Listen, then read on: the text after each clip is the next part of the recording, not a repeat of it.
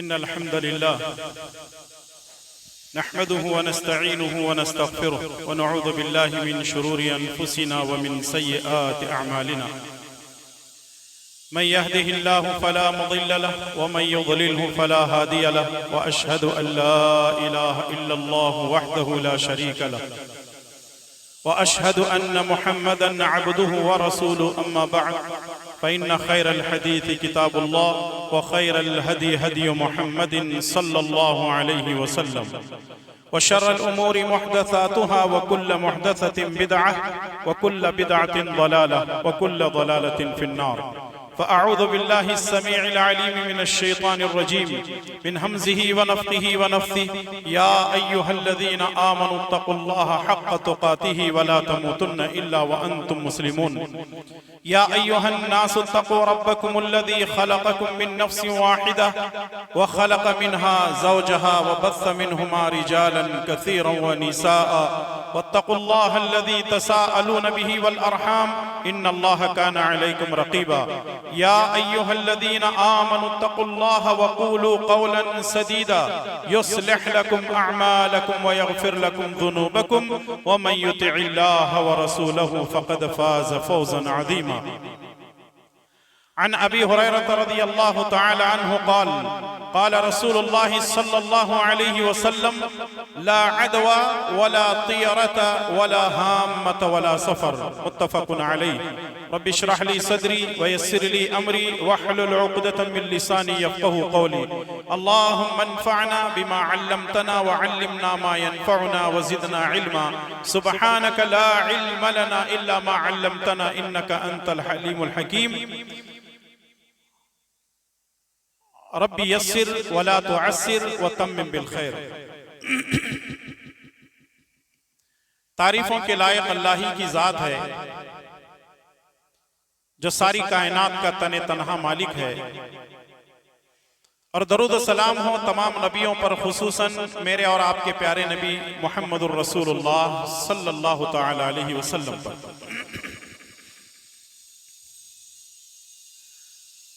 काबिल कदर बुजुर्गों, नौजवान साथियों, पर्दा नशी ख़वातीन इस्लाम, माँ और बहनें और प्यारे बच्चों, अल्लाह तबारक व तआला का एक कानून रहा है कि जब इंसानों के अंदर बिगाड़ और फसाद पैदा होता है तो अल्लाह ताला अंबिया अलैहिस्सलातु वस्सलाम को भेजता है।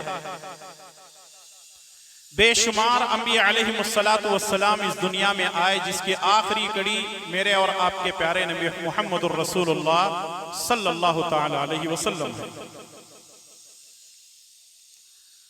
रसूलुल्लाह सल्लल्लाहु अलैहि वसल्लम ने दीन इस्लाम को हम तक पहुंचा दिया, और आप सल्लल्लाहु अलैहि वसल्लम इस दुनिया से जाते हुए अपने असहाब को ये ताकीद की, सहाबा इकराम को ये ताकीद की कि दुनिया में फैल जाओ और अल्लाह के इस पैगाम को पहुंचाओ।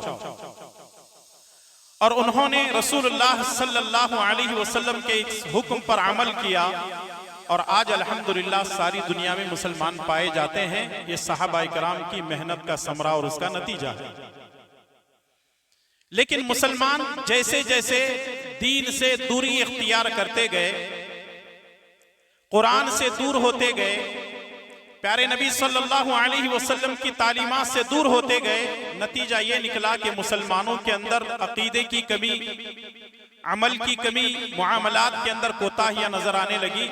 और आज हालात ऐसे हैं, अगर मुसलमानों को ये कहा जाए कि ये असल दीन है, ये प्यारे नबी सल्लल्लाहु अलैहि वसल्लम की तालीमात हैं, ये असल शरीयत है, तो मुसलमानों को ये बात हजम नहीं होती है। कहते हैं कि नहीं, हमारे गुजारे के लिए, हमारी जिंदगी गुजारने के लिए हमारे बाप दादा का दीन ही काफी है। और आज हालात ऐसे हैं कि कोई महीना ऐसा नहीं है कि जिसके अंदर मुसलमान शिर्क, बिदअत और खुराफात न करते हो। हर महीने के अंदर कुछ न कुछ ऐसी चीजें मौजूद हैं जो हम अपनी आंखों से देखते रहते हैं। अभी मुहर्रम का महीना गुजरा है, मुहर्रम के महीने में जो कुछ होता है वो आप अच्छी तरह जानते हैं, और ये सफर का महीना है, लोग इसको भी मनहूस समझते हैं। लोग सफर के महीने को भी मनहूस समझते हैं। तो आइए, मनहूस कौन है, इस मौजू पर कुछ बातें किताब व सुन्नत की रोशनी में आपकी खिदमत में मैं पेश करने की कोशिश करूंगा। अल्लाह ताला से दुआ है कि रब्बुल आलमीन मुझे और आप तमाम को किताब व सुन्नत पर अपनी जिंदगी गुजारने की तौफीक अता फरमाए।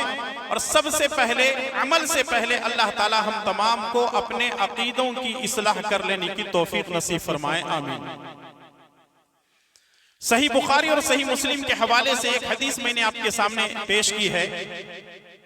इस हदीस के रावी मशहूर सहाबी रसूल सैयदना अबू हुरैरा रज़ियल्लाहु ताला अन्हु हैं। वो कहते हैं कि प्यारे नबी जनाब मुहम्मद रसूलुल्लाह सल्लल्लाहु अलैहि वसल्लम ने फरमाया, ला अदवा वला तियरता वला हम्मता वला सफर। इस्लाम में चार चीजें नहीं हैं। इस्लाम में चार चीजें नहीं हैं। पहली चीज है, इस्लाम में अदवा नहीं है। दूसरी चीज है, इस्लाम में तियरा नहीं है। तीसरी चीज है, इस्लाम में हाम्मा नहीं है। और चौथी चीज, इस्लाम में सफर नहीं है। अगर बात यहीं पर खत्म कर दी जाए तो कोई बात आपको पल्ले पड़ने वाली नहीं है, बल्कि इन चारों चीजों को आज के हालात में रखते हुए हम इसको समझने की कोशिश करते हैं। सबसे पहली चीज है, इस्लाम में अदवा नहीं है। ला अदवा, इस्लाम में अदवा नहीं है। अदवा किसको कहते हैं? अगर उर्दू में इसको यूं कहा जाए कि बीमारी मुतअद्दी नहीं होती, बीमारी मुतअद्दी नहीं होती। फिर भी बात समझ में नहीं आई।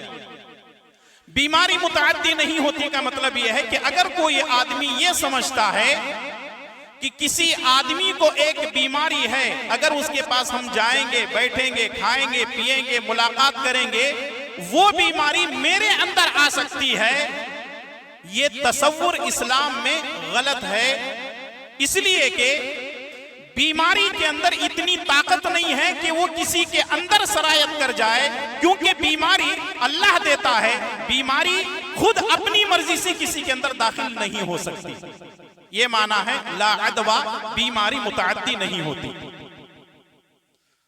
2-4 साल पहले 2019 की बात है, कोविड से हम गुजरे हैं। लॉकडाउन का मरहला बड़ा अजीब मसला, बड़ी मुशक्कतों और बड़ी मुश्किलों से हमारी जिंदगियां गुजरी हैं। लोगों को अगर ये पता चल जाता कि फलां घर में एक आदमी को कोविड हुआ है, लोग उससे बातचीत करना भी जो है बंद कर देते। यहां तक कि कुछ ऐसे बेवकूफों को भी हमने देखा, अगर पता चले कि उनके घर में कोविड है, फोन भी नहीं कर रहे हैं, कहीं फोन के अंदर वायरस दाखिल ना हो जाए। ऐसे बेवकूफ भी मिले हम लोगों को।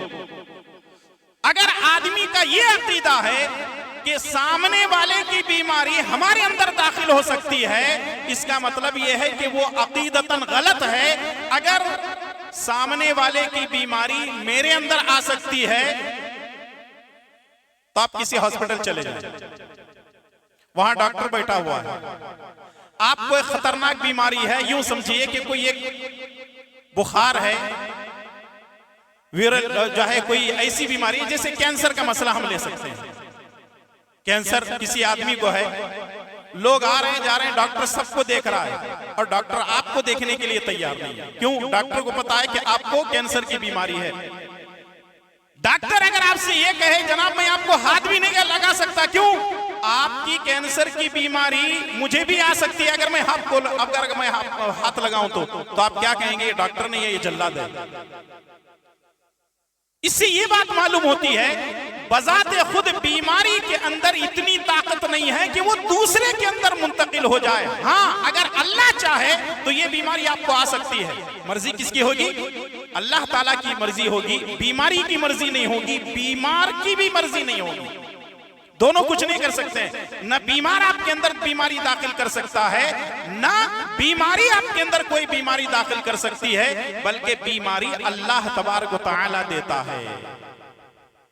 अगर ऐसा मसला होता तो आप देख लें, मां सख्त बीमार रहती है, उसी बीमार मां से बच्चा दूध पीता है। बीमारी मां को है, बच्चे को क्यों नहीं आती? क्योंकि वो दूध भी पी रहा है। और एक बच्चा सख्त बीमार है, मां उसको अपने दामन में लेकर के सुलाती है, अपने बगल में लेकर के उसको छुपाती है, उसको गर्मी पहुंचाती है। बच्चा बीमार है, सख्त बीमार है, लेकिन वही बीमारी माँ को क्यों नहीं आती? इसका मतलब यह है कि बीमार या बीमारी बजाते खुद कोई ऐब वाली बात नहीं है, बीमारी अल्लाह देता है। इसका मतलब यह है कि ला अदवा, इस्लाम में जो है अदवा नहीं है, यानी बीमारी मुतअद्दी नहीं होती। अब इसकी दलील क्या है कि बीमारी मुतअद्दी नहीं होती? सही बुखारी और सही मुस्लिम की रिवायत, रसूलुल्लाह सल्लल्लाहु अलैहि वसल्लम फरमाते हैं ला अदवा वला तीरा। पूरी हदीस जब बयान करते हैं तो एक देहाती जो ऊंट चराता था वो कहने लगता है अल्लाह के नबी सल्लल्लाहु अलैहि वसल्लम, मैं ऊंट चराता हूं, मैं एक चरवाहा हूं, ऊंटों को चरवाता हूं। कभी कभी ऐसा होता है ऊंट के पूरे ऊंटों के अंदर एक ऊंट को बीमारी आती है, तो हम लोग उस ऊंटों के पूरे मंदे में से एक ऊंट को जो बीमार है फौरन निकाल लेते हैं। नबी सल्लल्लाहु अलैहि वसल्लम ने पूछा क्यों? बोले अगर उस एक को छोड़ देंगे तो उसकी वजह से सारे ऊंटों को बीमारी आ जाएगी। तो नबी करीम सल्लल्लाहु अलैहि वसल्लम उस एराबी से, देहाती से सवाल करने लगते हैं, ये बता पहले ऊंट को बीमारी किसने दी? खामोश हो गए। इसका मतलब यह है कि जब पहले ऊंट को बीमारी अल्लाह तबारक व तआला देता है तो दूसरे ऊंटों को भी बीमारी अल्लाह ही देता है। अल्लाह चाहे तो दे दे, अल्लाह चाहे तो सारे जो है ऊंटों को बीमारी से बचा ले। लेकिन यहाँ दो हदीसें हैं समझने वाली, और दोनों हदीसें सही बुखारी और सही मुस्लिम के हवाले से हैं। एक हदीस इस तरह है, अनस बिन मालिक रज़ियल्लाहु ताला अन्हु फरमाते हैं कि एक मर्तबा हम दस्तरखान में खाना खा रहे थे, रसूलुल्लाह सल्लल्लाहु अलैहि वसल्लम के साथ में, यानी हमारे दस्तरखान पर एक ऐसा आदमी था जो जुजामी था। जुजाम कहते हैं उसकी उंगलियों के पोर जो है झड़ जाते हैं। वो हमारे साथ बैठ करके खाना खा रहा था। मैंने देखा, अनस बिन मालिक कहते हैं, मैंने देखा नबी करीम सल्लल्लाहु अलैहि वसल्लम की उंगलियां उस जुजाम की बीमारी वाले आदमी के हाथ के साथ, उंगलियों के साथ टच हो रही थी, लग रही थी, और नबी सल्लल्लाहु अलैहि वसल्लम खाना खा रहे थे। दूसरी रिवायत, इसमें अबू हुरैरा रज़ियल्लाहु ताला अन्हु कहते हैं कि एक मर्तबा नबी करीम सल्लल्लाहु अलैहि वसल्लम बैअत कर रहे थे, नबी सल्लल्लाहु अलैहि वसल्लम के हाथ पर लोग बैअत कर रहे थे, तो नबी सल्लल्लाहु अलैहि वसल्लम ने देखा कि एक आदमी जुजाम की बीमारी वाला है। तो नबी सल्लल्लाहु अलैहि वसल्लम सहाबी को बोलते हैं और कहते हैं कि जाओ उससे बता दो हमने तुम्हारे हाथ पर बैअत कर दी है, तुम जा सकते हो। यानी नबी सल्लल्लाहु अलैहि वसल्लम ने दूर से उसको भेज दिया। एक हदीस वो है बुखारी और मुस्लिम के अंदर, नबी सल्लल्लाहु अलैहि वसल्लम एक ही दस्तरखान पे खाना खा रहे हैं, और दूसरी वो हदीस भी है कि नबी सल्लल्लाहु अलैहि वसल्लम उसको करीब आने भी नहीं दिए, दूर से ही कहते हैं उसको भेज दो क्योंकि हमने उसके हाथ पर बैअत कर दी है। बात समझ में आ रही है? दोनों में टकराव है, हदीसें दोनों बुखारी और मुस्लिम के अंदर टकराव। इसको ऐसे आप समझें, बजाते खुद बीमारी किसी के अंदर मुंतकिल नहीं होती, अगर अल्लाह तबारक व तआला चाहे तो जो है बीमारी मुंतकिल हो सकती है। लेकिन अगर कोई आदमी एहतियात करना चाहता है तो एहतियात कर सकता है। अगर कोई आदमी एहतियात करना चाहता है तो कर सकता है। कभी कभी डॉक्टर्स ये कहते हैं कि अगर किसी आदमी को, किसी मर्द को कैंसर हो तो औरत उससे मिले नहीं, किसी औरत को अगर कैंसर हो तो मर्द उससे मिले नहीं। क्यों? कि बीमारी एक दूसरे के अंदर मुंतकिल हो सकती है। अभी जिस जगह में रहता हूं वहां का मामला है कि एक औरत अपने शौहर के साथ, एक औरत अपने शौहर के साथ 7 साल तक जिंदगी गुजारती है। जिंदगी गुजारना शादीशुदा लोग समझते हैं, शौहर को कैंसर है, बीवी को आज तक कोई बीमारी नहीं। इसका मतलब क्या है? किसी के मिलने जुलने से, उठने बैठने से, चलने फिरने से, खाने पीने से बीमारी नहीं आती, बल्कि बीमारी कौन देता है? अल्लाह तबारक व तआला देता है। तो ये है पहला मफहूम, ला अदवा, बीमारी मुतअद्दी नहीं होती बल्कि बीमारी अल्लाह तबारक व तआला देता है। हाँ, अगर आप एहतियात करते हैं तो कोई हर्ज नहीं है, कोई गलत बात भी नहीं है, जैसा कि दलील हमारे सामने रसूलुल्लाह सल्लल्लाहु अलैहि वसल्लम की हदीस मौजूद है। वला तियरता, इस्लाम के अंदर तियरा नहीं है, इस्लाम के अंदर तियरा नहीं है। इसको अगर उर्दू में कहें तो इसका मतलब माना होगा इस्लाम में बदशुगुनी नहीं है, इस्लाम में बदशुगुनी नहीं है। जैसा आप हिंदुओं के अंदर आप देखते हैं शगुन अपशगुन, शगुन अपशगुन, उसी को हम कहते हैं शुगुनी और बदशुगुनी। तो ये बदशुगुनी क्या है? जरा इसके अल्फाज पर गौर करते हैं। इस्लाम में तियरा नहीं है। तियरा किसको कहते हैं? असल में ये लफ्ज बना है तायरा से। तायरा कहते हैं परिंदों को, तायरा कहते हैं परिंदों को, परिंदे को तायरा कहते हैं और इसीलिए प्लेन को तायरा कहा जाता है क्योंकि वो हवा में उड़ता है। वला तियरा, इस्लाम के अंदर तियरा नहीं का मतलब क्या है? अरबों के अंदर एक अकीदे की खराबी थी, अरबों के अंदर एक अकीदे की खराबी थी और वो क्या करते थे, अगर किसी सफर में जाना हो, तिजारत के लिए जा रहे हैं या शादी ब्याह के लिए जा रहे हैं या किसी भी काम के लिए अगर सफर पे जाना हो तो वो लोग क्या करते थे, एक परिंदा लेते, एक परिंदा लेते, उसको हवा में उछालते।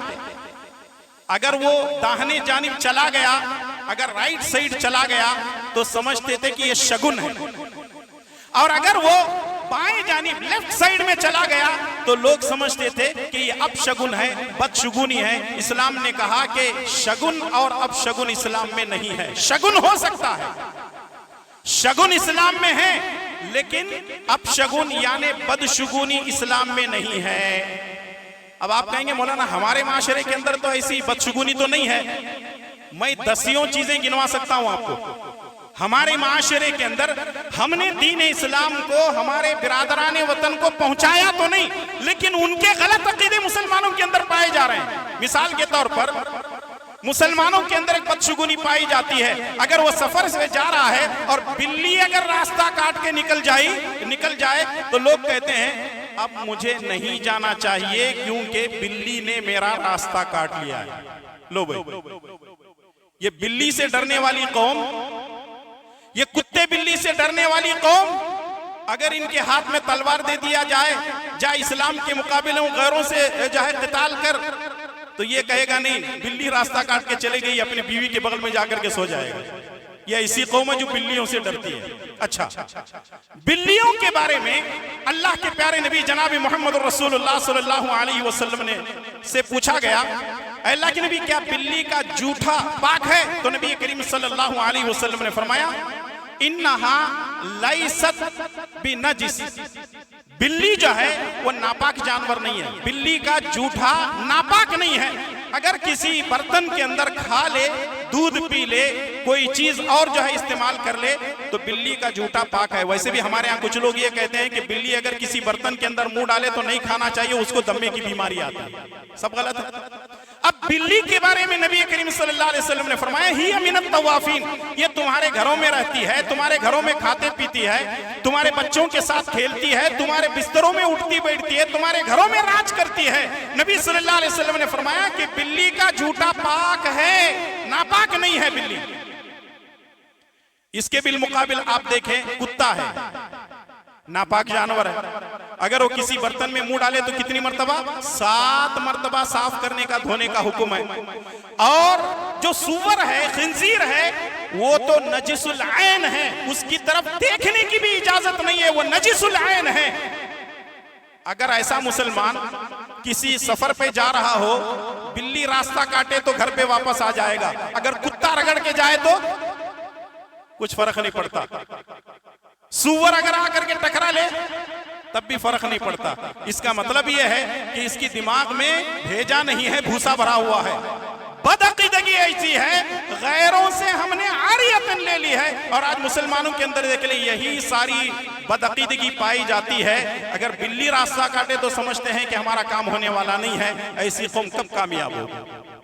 जिनके अकीदे ऐसे हैं, जिनका ईमान ऐसा है, जिनके अकीदे के अंदर बिगाड़ ऐसा है, कब ये लोग अल्लाह को मानने वाले बनेंगे? और कब प्यारे नबी जनाब मोहम्मद रसूलुल्लाह सल्लल्लाहु अलैहि वसल्लम की तालीमात पर जिंदगी गुजारने वाले बनेंगे? कुछ लोगों को हमने ऐसे भी देखा है, बातचीत कर रहे हैं, छिपकली अगर चिप चिप की आवाज करती है तो कहते हैं कि अल्लाह मियां सच्चा। आप लोग सुने हैं कि नहीं सुने हैं मुझे नहीं मालूम, लेकिन देहातों में आज भी अकीदा चलता है। शहरों की जिंदगी थोड़ा सा अलग होती है, लेकिन चूंकि बुजुर्ग यहां पर मौजूद हैं, ये लोग जानते हैं। और कभी कभी ऐसा होता है, अगर लाइट आ रही है, जा रही है, कभी बिजली आ रही है, जा रही है, कभी बातचीत के दौरान बिजली चली गई तो लोग ये समझते हैं कि तू जो बोल रहा है वो झूठ है क्योंकि बिजली चली गई, और अगर बिजली आ गई तो बोलते हैं कि मैं जो बोल रहा हूं वो सच है क्योंकि मेरे कहने की वजह से बिजली आ गई। लोगों के ये अकीदे हैं। और ये अकीदा ये भी पाया जाता है, अगर समझो बेटे की शादी करके लाए, देखें बदशगुनी कैसे लेते हैं, कैसे मुसलमानों के अंदर अपशगुन पाया जाता है। बेटे की शादी करके लाए, हफ्ता 2 हफ्ते के अंदर अगर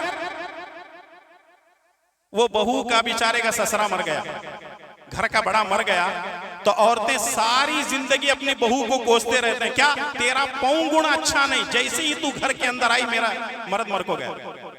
देखिए आप, ये अकीदे मुसलमानों के अंदर हैं। और कुछ लोग ये भी समझते हैं मगरिब के बाद घरों में झाड़ू नहीं देना, क्यों, पूरी बरकत को झाड़ू मारे जैसा हो जाता। ये क्यों नहीं कहते लक्ष्मी नाराज होती, क्योंकि गैरों का अकीदा है, वो लोग मगरिब के बाद घरों के अंदर झाड़ू नहीं मानते हैं। कुछ लोग ये भी कहते हैं कि मगरिब के बाद नाखून नहीं निकालना, मगरिब के बाद बाल नहीं कटना। ये क्या अकीदे हैं मुसलमानों के, ये अकीदे, ऐसी बदशुगुनी मुसलमानों के अंदर पाई जाती है मेरे भाई और दोस्तों। और खास करके ये बदअकीदगी मर्दों से ज्यादा औरतों के अंदर पाई जाती है, और औरतें तो इसमें माहिर हैं, बदशुगुनी पैदा करने में औरतें माहिर हैं। जरा देख को जाओ, गली के अंदर परसों ने मरा, तुम्हारा क्या तुम्हें भींगा, अरे मरने वाला मर गया भाई, मैं मरूंगा तो मेरी मौत आएगी तब मैं मरूंगा, उसके मरने की वजह से क्या मुझे मौत आएगी। ये तमाम बातें सरासर गलत हैं। सबसे पहले अकीदे को समझो, अकीदे को सीखो। और अजीब बात यह है, ना हम नमाज सीखते हैं, ना रोजा सीखते हैं, ना दीन सीखते हैं और ना अकीदा सीखते हैं। याद रखो, अगर नमाजों में तमाम चीजों में थोड़ी बहुत खामियां हो, अल्लाह माफ कर सकता है, लेकिन जिस आदमी का अकीदा ही गलत हो तो फिर उस आदमी की कोई इबादत अल्लाह ताला कबूल नहीं करेगा। सबसे पहले अपने अकीदे दुरुस्त कर लो।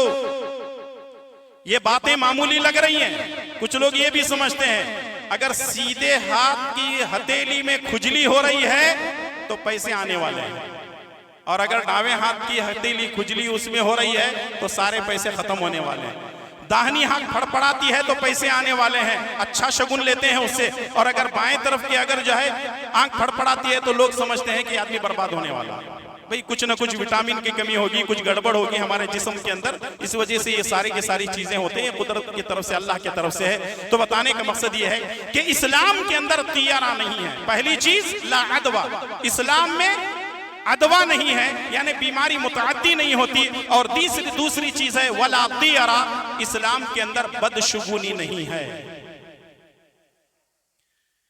तीसरी चीज है वला हाम्मा, वला हाम्मा, इस्लाम के अंदर नहुसत नहीं है। असल में हाम्मा के अगर असल माने देखेंगे तो उसको उर्दू में कहते हैं उल्लू। अगर आप उल्लू न समझें तो दक्कनी जबान में यहां उसको कहते हैं घुग्गू। ये बात तो जल्दी समझ में आती होगी, वैसे उल्लू लोग समझते हैं। हाम्मा क्यों कहा जाता है, इसमें क्या बदशुगुनी है। अरबों के अंदर एक अकीदा था, अरबों के अंदर एक अकीदा था, और ये अकीदा आज हमारे बिरादरान वतन के अंदर हिंदू भाइयों और बहनों के अंदर मौजूद है। क्या अकीदा है, हाम्मा कहते हैं उल्लू को। इनका अकीदा ये है कि अगर उल्लू किसी घर पर बैठ जाए तो उस दिन या उस हफ्ते वहां किसी का मरना लाजिमी है। यानी उल्लू एक मनहूस परिंदा है। लोग उल्लू को क्या समझते हैं, मनहूस परिंदा है। एक और जो है हिंदुआना अकीदा उल्लू का ये भी है, अगर किसी के यहां कोई आदमी सुसाइड करके मर जाता है, खुदकुशी कर लेता है, फांसी लगा लिया, तेल लगा करके आग लगा लिए, खुदकुशी कर लेते हैं, तो वहां अगर उल्लू घूम रहा है तो इसका मतलब यह है कि मरने वाले की रूह वो उल्लू के अंदर मौजूद है। पता नहीं किसी के घर के अंदर बैठेंगे तो वहां भी एक आदमी जरूर टपकेगा। ये नहुसत बजाते खुद किसी चीज के अंदर नहीं होती, नहुसत इंसान के अकीदे में होती है। आज जरूरत इस बात की है कि सबसे पहले हम अपने अकीदों को दुरुस्त करें। कभी कभी लोग जो है बैठे हुए बातचीत कर रहे हैं या चाय वगैरह पी रहे हैं, किसी महफिल में हैं, एक आदमी जब आने लगता है तो लोग कहते हैं जल्दी उठो, मनहूस आ रहा। हमारे माशरे के अंदर कुछ मनहूस लोग भी हैं, इन्हें आंखों बैठा तो हमारा काम नहीं होता। फला औरत हमारे घर के अंदर आएंगी तो हमारा काम होने वाला नहीं है, हमारा सारा काम ठप पड़ने वाला है। मर्द भी मनहूस है, औरत भी मनहूस है, जबकि नहूसत बजाते खुद किसी चीज के अंदर नहीं होती। एक वाकया है समझने के लिए आपको मैं कह रहा हूं, नहूसत किसको कहते हैं, मनहूस किसको कहते हैं। एक बादशाह शिकार पे जा रहा था, रास्ते में इत्तेफाक से हजाम मिल गया। बादशाह ने कहा अभी मिलना था तुझे मनहूस, मैं तो शिकार पे जा रहा हूं। अपने फौजियों से कहता है कि ले जाओ इसको जेल के अंदर बंद कर दो मेरे आने तक। अगर मुझे शिकार मिला तो ठीक है, अगर शिकार नहीं मिला तो इसी का शिकार कर दिया। फौजी पकड़ करके ले गए, अंदर जेल में डाल दिए। सारी रात जंगल में घूमता रहा, कोई शिकार नहीं हुआ। सुबह आया और आने के बाद कहने लगा वो मनहूस को बुलाओ। उस मनहूस को बुलाया गया और कहा गया कि तेरी नहूसत ऐसी थी कि रात भर मेरा जो है शिकार नहीं हुआ है, ऐसा करते हैं हम तेरा ही शिकार करते हैं। उसने कहा, हजाम ने कहा मेरी गलती क्या है, मेरी गलती क्या है। कहा कि तू मेरे सामने आ गया जिसकी वजह से मुझे शिकार नहीं हुआ। हजाम कहने लगता है बादशाह सलामत, जान की अगर जो है अमानत हो तो क्या बात कहूं। कहा बोल, क्या बोलना है, आखिरी बात तुझे बोलना है। बोले कि बादशाह सलामत, तुमने मुझे देखा जिसकी वजह से आपको शिकार नहीं हुआ, मैंने आपको देखा जिसकी वजह से आज मैं कत्ल किया जा रहा हूं। मनहूस तुम है या मैं हूं। बादशाह कहता है कि छोड़ दो इसको जल्दी से। जब बात अपने ऊपर आती है ना, हर आदमी नहूसत को हटा देता है। तो बताने का मकसद ये है, नहूसत बजाते खुद किसी चीज में नहीं होती, नहूसत इंसान के अकीदे में होती है, उसके दिमाग में होती है। मनहूस कोई चीज नहीं है। और अगर मैं आपको एक कड़वी बात सुना दूं, शायद आपको अच्छी नहीं लगेगी, लेकिन सुनाऊंगा जरूर। मनहूस कौन है मालूम है? शरीयत की नजर में मनहूस कौन है मालूम है? जो फजर की नमाज बाजमात नहीं पढ़ता वो मनहूस है। अब आप कहेंगे मौलाना दलील दो। हाँ, मामला आकर के रुकता है दलील पर।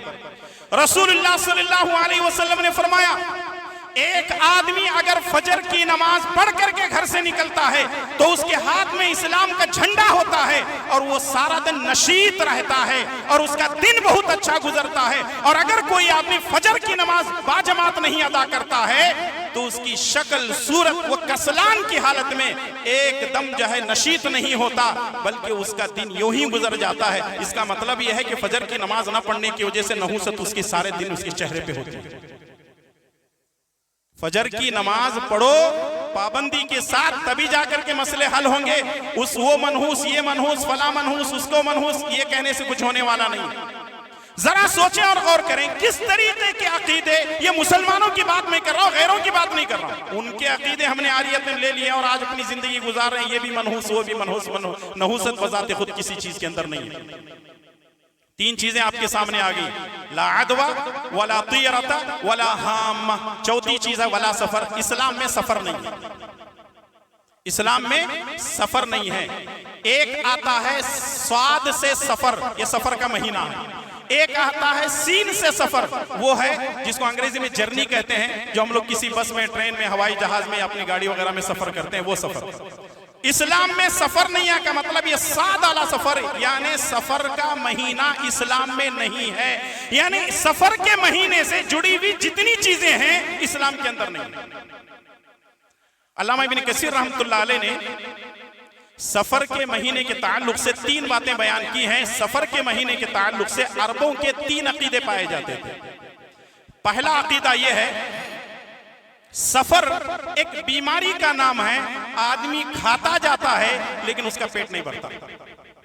सफर एक बीमारी का नाम है जो आदमी खाता जाता है लेकिन उसका पेट नहीं भरता। और दूसरे ये है कि सफर आदमी इस महीने के अंदर, खास करके ये महीना सफर जो है 3 महीनों के बाद आता है। 3 हुर्मत वाले महीनों के बाद ये महीना आता है, जैसे जुल्क़अदा, जुल्हज्जा, मुहर्रम, ये 3 हुर्मत वाले महीने। वैसे 4 हुर्मत वाले महीने, एक रजब भी है।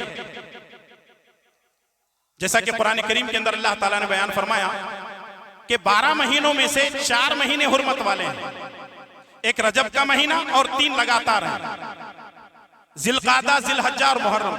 चूंकि वो लोग जिलकादा, जिलहज्जा और मुहर्रम के अंदर कहीं नहीं जाते थे, और जैसे ही सफर का महीना आता तो लूट मार करने के लिए वो लोग निकल जाते, और जब उनका घर खाली हो जाता तो इसी को कहते हैं सफरल मकान, मकान इनका खाली हो गया।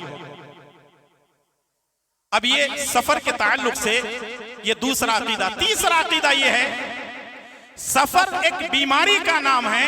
पेट में एक किस्म का कीड़ा होता है, कभी वो सांप भी हो सकता है या दूसरी चीजें, तीसरी चीजें भी हो सकती हैं जो इंसान को परेशान करता रहता है। ये तीनों बातें सफर के महीने के ताल्लुक से अरबों के अंदर मशहूर थे, लेकिन नबी करीम सल्लल्लाहु अलैहि वसल्लम ने फरमाया कि सफर से ऐसा हमारा कोई ताल्लुक नहीं है। जैसे मुहर्रम अल्लाह का महीना है वैसे सफर भी अल्लाह ताला का महीना है। अब मुसलमानों के अंदर देख लो, सफर के महीने में शादी बियाह नहीं करना, क्यों? मनहूस महीना। सफर के महीने में घर की बुनियाद नहीं डालना, क्योंकि सफर मनहूस महीना है। सफर के महीने में नया कारोबार शुरू नहीं करना, क्यों? सफर मनहूस महीना है। सफर के महीने के अंदर कोई भी भला काम नहीं करना। मैं जो लोग सही अकीदे रखते हैं उनको ये मशवरा दूंगा, सफर के महीने में मुसलमानों के हाल खाली होते हैं, शादी ब्याह कर दो। कम से कम किराए के अंदर आपके बच्चों की बच्चियों की शादियां हो जाएंगी। जो बदअकीदा है ना, वो सफर के महीने के अंदर जो है अपनी शादी ब्याह भी नहीं करते।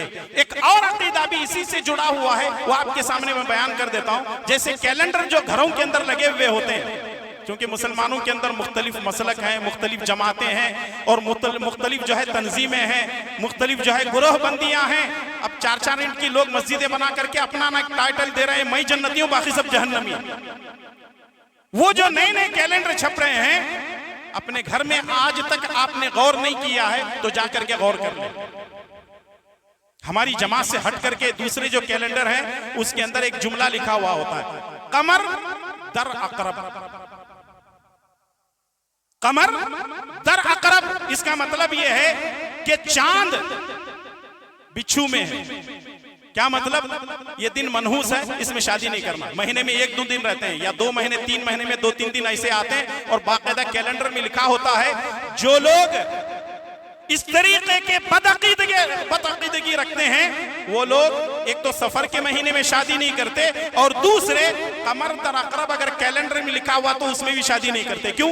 ये मनहूस दिन है, मनहूस महीना भी है, मनहूस दिन भी है, मनहूस रात भी है इनके पास, और भी बहुत सारी चीजें हैं। वक्त नहीं इन तमाम चीजों को बयान करने का। बताने का मकसद ये है कि ये तमाम बुराइयां, तमाम खामियां मुसलमानों के अंदर पाई जाती हैं। शादी नहीं करना, मंगनी नहीं करना, और फिर उसके बाद जो है कोई नया कारोबार शुरू नहीं करना।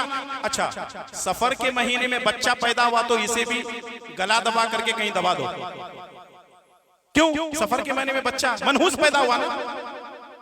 माफ करना अगर कोई सफर के महीने में पैदा हुए तो। मौलाना शुक्र है पहले नहीं बोले, नहीं तो हमारे अम्मा अब्बा जो है गला दबा देते तो मुश्किल हो जाता।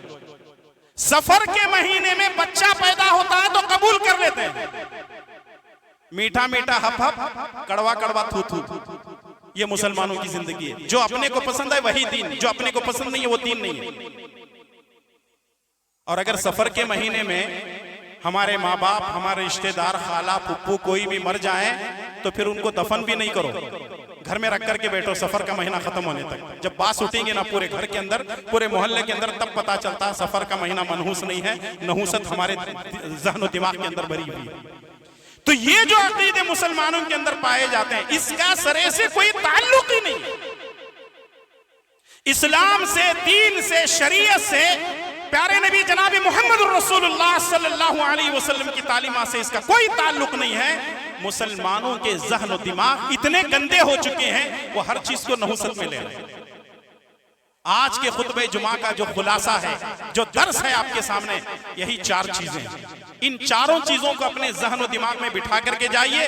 अगर आपकी घर की खवातीन यहाँ आई हैं तो माशाअल्लाह अच्छी बात है, नहीं आई आपकी घर की खवातीन, जा करके बताएं कि आज हमने खुतबे जुमा के अंदर 4 चीजें सीखी। आमतौर पे होता है ऐसा है कि लोग यहाँ पर सुन लेते हैं लेकिन घर वालों को नहीं पहुंचाते। नतीजा क्या होता है, जब इनके ऊपर कोई मुसीबत आती है तो चिल्लाना शुरू कर देते हैं, मेरी अम्मा नहीं मानती, मेरी बीवी नहीं मानते, मेरे बच्चे नहीं मानते। उनकी भी इस्लाह होना जरूरी है, अगर उनकी इस्लाह भी होती तो हम लोगों के अंदर ये नौबत नहीं आती।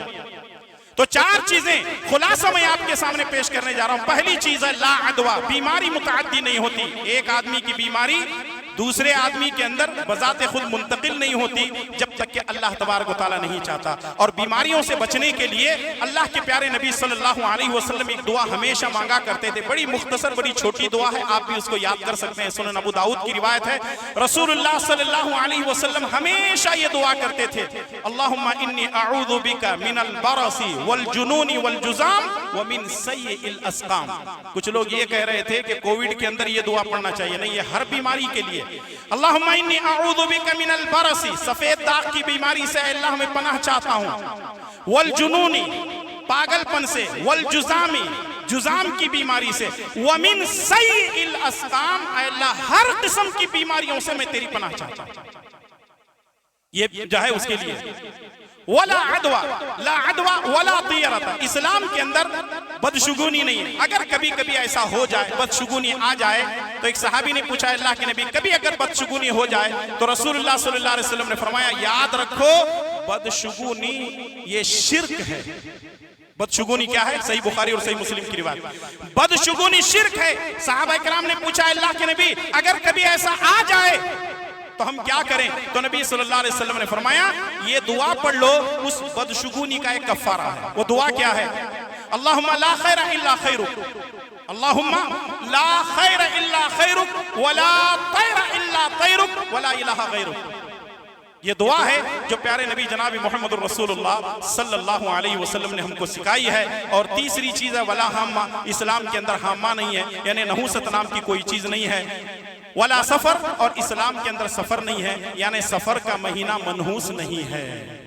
आखिरी बात सफर के महीने के ताल्लुक से बयान करूं वो ये है, हमारे मुसलमान बड़े अजीब हैं, सफर के सारे महीने को मनहूस समझते हैं और सफर के महीने में आखिरी चार शुम्बे को हरियाली खुंदलने के वास्ते पार्कों में जाते हैं।